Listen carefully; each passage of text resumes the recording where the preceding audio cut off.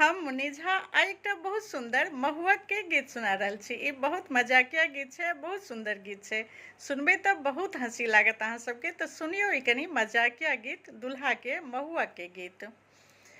आजू के दिनमा दुल्हा छुछेरू खे खैयौ यौ मणि मोहनी दुल्हा काली खूना तारी देबै तिलकोरी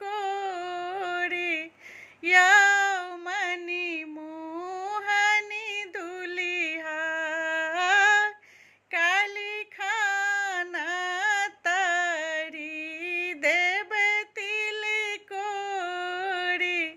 यौ मणि मोहनी दुल्हा अहाँके बहिन दुल्हा असले छथि तेलिन यौ मणि मोहनी दुल्हा हमरा आंगन बेच एलनि तेल यौ मणि मोहनी दुल्हा हमरा आंगन बेच एलनि तेल यौ मणि मोहनी दुल्हा हुनके सकीनबे हम